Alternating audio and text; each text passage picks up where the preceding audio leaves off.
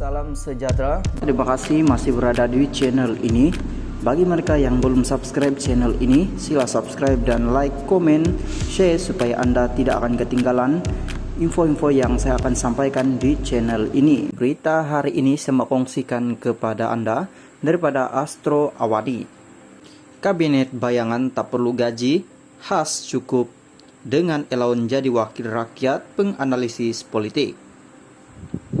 Kuala Lumpur sudah menjadi peranan pembangkang sebagai penyemak imbang kepada kerajaan, maka tak perlu ada gaji khas untuk mereka melaksanakan tanggung jawab itu. Malah kata penganalisis politik Ahmad Zaharuddin Sani Ahmad Sabri, setiap ahli parlimen juga sedia ada diperuntukkan Elaun sebagai wakil rakyat, tinggal lagi mereka perlu menjalankan amanah yang digalas. Beliau bersetuju bahwa perlu ada kabinet bayangan oleh pembangkang sebagai cerminan kepada kerajaan, namun tidak wajar mereka diberikan gaji tambahan, karena ia bertentangan dengan tujuan anjurkan pilihan raya. Lumrah kehidupan kita ada menang ada kalah, yang menang jadi kerajaan dan yang kalah jadi pembangkang.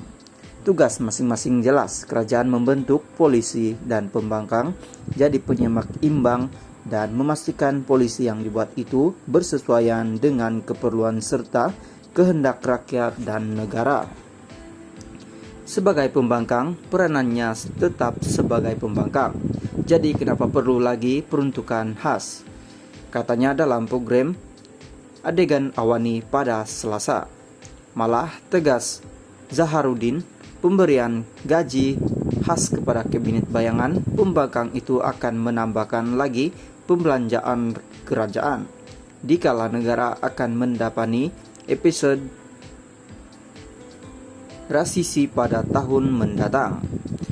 Maka katanya, apa yang penting kedua-dua pihak perlu memainkan peranan, sedia ada yang digalas dengan sebagainya. Sebaiknya demi kepentingan negara tanpa perlu didorong oleh unsur lain, terutamanya uang ringgit. Salam sejahtera, terima kasih masih berada di channel ini. Bagi mereka yang belum subscribe channel ini, sila subscribe dan like, komen, share supaya Anda tidak akan ketinggalan info-info yang saya akan sampaikan di channel ini. Berita hari ini saya kongsikan kepada Anda daripada Berita Malaysia Kini. Surat warkah kenang-kenangan buat Tuan Guru Siri 2. Salam sejahtera, sekali lagi Tuan Guru. Pada tengah hari selepas surat pertama saya diterbitkan di Malaysia Kini pada 15 Desember lalu, saya sempat menelepon Zaihan. Ternyata dia gembira mendapat panggilan daripada saya. Saya bersyukur Zaihan masih istiqomah sebagai pembantu khas Tuan Guru. Pernah Zaihan memberitahu saya bahwa Tuan Guru meminta dia membentuk satu sistem sokongan dalam merancang dan melaksanakan urusan presiden. Sayangnya, kerangka sokongan hanya tertumpu kepada ilmu dan kepimpinan yang memang pun sudah dimiliki oleh Tuan Guru. Sepatutnya perkara paling penting untuk diberikan tumpuan ialah dalam bidang penjanahan energi. Konsep sinergi adalah berdasarkan kepada prinsip ciri-ciri kekuatan keseluruhan organisasi yang juga terdapat di semua peringkat dan lapisan organisasi tersebut. Halo guys, salam sejahtera. Terima kasih masih berada di channel ini. Dan bagi mereka yang belum subscribe channel ini, sila subscribe, like, komen, dan share supaya Anda tidak akan ketinggalan info-info yang saya sampaikan di channel ini. Berita hari ini saya mengungsikan kepada Anda daripada utusan Malaysia. Tunai segera tuntutan hasil 40% kepada Sabah. Kota Kinabalu, Presiden Parti Cinta Sabah PCS, Datuk Seri Anifah Ahmad menyarankan Kerajaan Persekutuan dan Kerajaan Negeri Sabah untuk memberi keutamaan kepada pelaksanaan perkara 112C dan 112D Perlembagaan Persekutuan. Beliau berkata di bawah perkara 112C dan 112D, Sabah berhak menerima geran 40% daripada keseluruhan hasil yang dikutip oleh Kerajaan Persekutuan dari Sabah. Malah dalam memorandum yang dikemukakan kepada Kerajaan Persekutuan PIS hari ini, PCS mengingatkan kerajaan bahwa perkara 112C dan perkara 112D antara jaminan dalam pelembagaan yang diberikan kepada Sabah bagi membentuk Kerajaan Persekutuan Malaysia.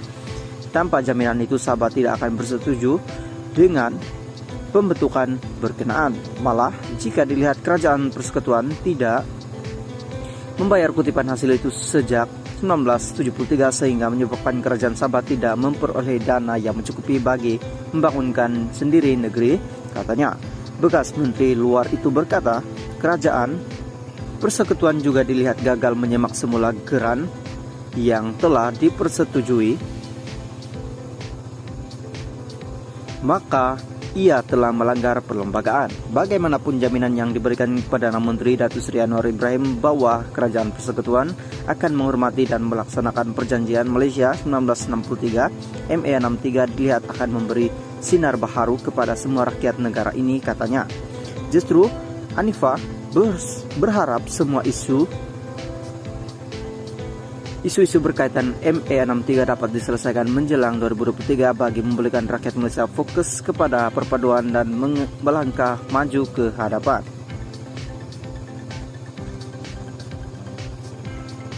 Guys, salam sejahtera.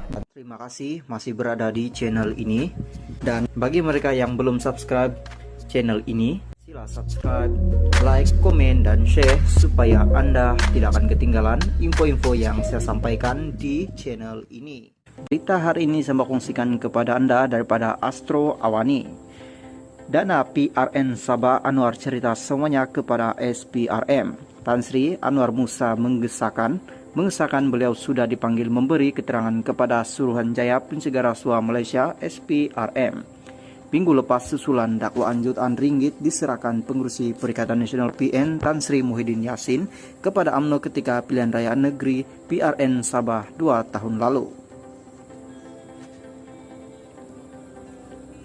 Guys, salam sejahtera. Terima kasih masih berada di channel ini, dan bagi mereka yang belum subscribe channel ini, subscribe, like, komen, dan share supaya Anda tidak akan ketinggalan info-info yang saya sampaikan di channel ini.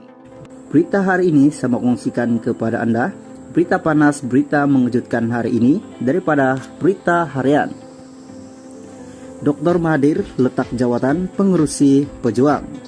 Kuala Lumpur, bekas Perdana Menteri Tun Dr. Mahathir Mohamad meletak jawatan sebagai pengurusi Parti Pejuang Tanah Air Pejuang. Perkara itu disahkan oleh sumber parti itu. Bagaimanapun, Dr. Mahathir dikatakan akan kekal sebagai pengurusi Gerakan Tanah Air GTA. Setakat ini, tiada pengumuman secara